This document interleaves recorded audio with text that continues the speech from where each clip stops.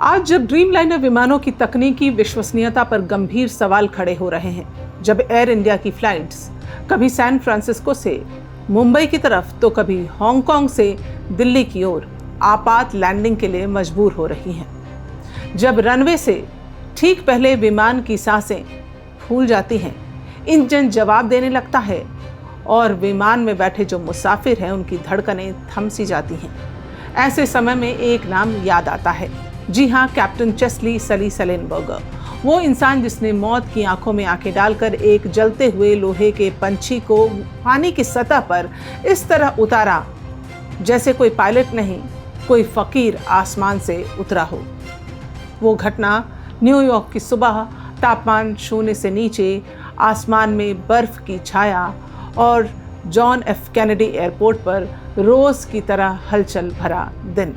Airbus 320 उड़ान संख्या US Airways 1549 155 लोगों को लेकर उड़ान भरता है।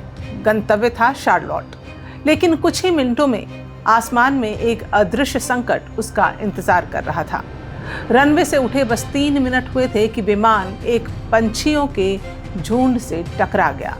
बर्ड स्ट्राइक ने दोनों इंजन बंद कर दिए। पूरे विमान में सन्नाटा छा गया। एक पायलट की सांसें तेज हो गई, लेकिन उसका मन स्थिर था। और फिर शुरू हुआ वो जो कभी किसी ने कल्पना में भी नहीं सोचा था। कैप्टन सली के पास कोई दूसरा विकल्प नहीं था। न विमान JFK लौट सकता था, न ही कोई दूसरा एयरपोर्ट नज़दीक था। सिर्फ और सिर्फ 208 सेकंड उनके पास थे। यही वो समय था जिसमें उन्हें निर्णय लेना था, दिशा बदलनी थी और विमान को ज़मीन पर नहीं बल्कि पानी पर उतारना था।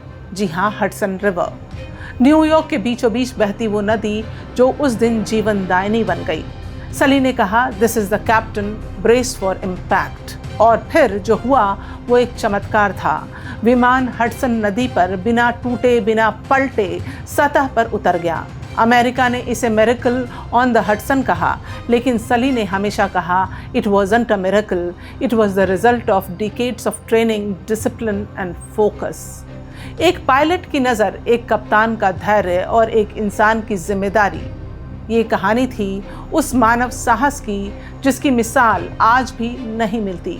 ना यात्रियों को एक खरोच, ना नदी में विमान का डूबना, सब सुरक्षित।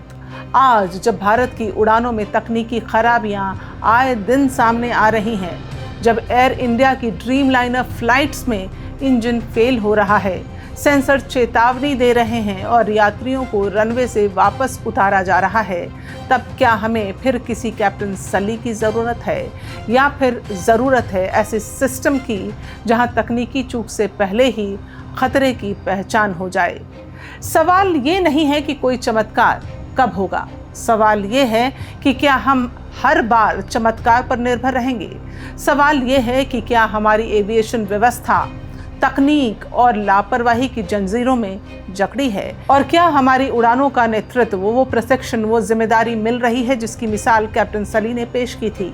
इतिहास गवाह है, संकट के समय सही निर्णय ही जीवन और मृत्यु के बीच की रेखा को तय करता है, और एक पायलट की स्थिरता लाखों की सुरक्षा बन सकती है। हम इस उम्मीद में हैं कि अगली बार किसी विमान की उड़ान सिर्फ उड़ान ना हो, बल्कि भरोसे की मिसाल बने।